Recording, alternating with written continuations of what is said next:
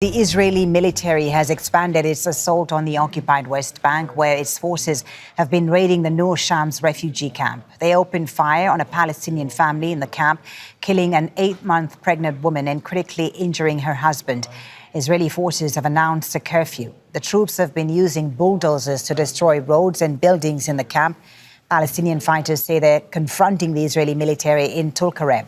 Since the Gaza ceasefire was announced last month, Israel has increased the frequency and intensity of its raids across the occupied West Bank, and particularly in the north of the territory. Israeli assaults have displaced more than 26,000 Palestinians from their homes in Jenin and Tulkarem.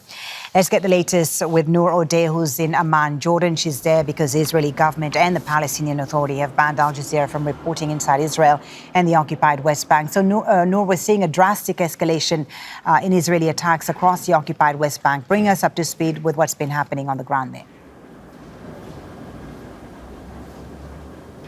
Very drastic indeed. And let's start with Nur Shams refugee camp. According to journalists on the ground there, the situation is extremely difficult. The Israeli military has announced that the area is a closed military zone. The paramedics of the Red Crescent say that they've been impeded from doing their job, including saving the life of that pregnant woman and her unborn child. Her husband is still battling for his life. The uprooting of residents, whether it's in Nur Shams or before that in the Tulkarem refugee camp or in Jenin, is very significant. I know the numbers are small, and during the months of the war on Gaza, we were talking about 1.9 million Palestinians.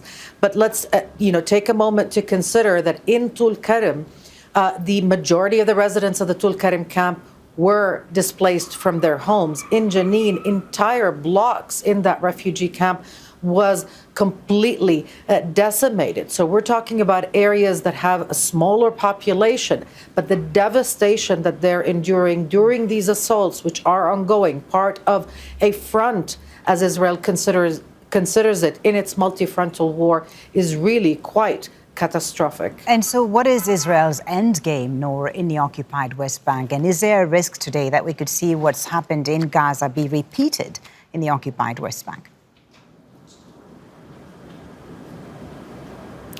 Well, the stated aim of this military assault, or of declaring the occupied West Bank a front in Israel's multi-frontal war, comes under the banner or the pretext of fighting so-called terrorism. But really, we have to dig deeper. The agenda, the program of this coalition government included, long before October 7, the annexation of the occupied West Bank. And so in order to do that, ministers have openly and repeatedly said they must first shatter the idea that Palestinian freedom is possible, cleanse the area of as many Palestinians as possible, encourage their voluntary migration, as some of the more right-wing elements in the government say, which is basically forced displacement without the admission of criminal activity. And so you see this pattern of behavior, pattern of conduct that we saw in Gaza repeat itself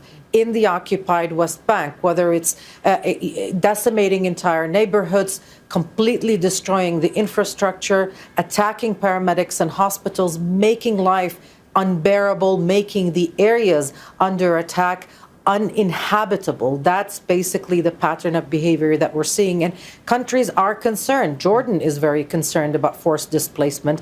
Palestine has requested an emergency meeting of the Arab League, and the 27th of February will be the day when they meet in Egypt. Not really an urgent meeting or an urgent date, but certainly there is a lot of concern, real concern, because of the pronounced goals of the Israeli government regarding the occupied West Bank, which is ideologically and strategically really the main prize, if you will, for this right-wing government. Really concerning, as you say, Nour. Thank you very much for that. Nur Odeh live for us there in Amman. Make sure to subscribe to our channel to get the latest news from Al Jazeera.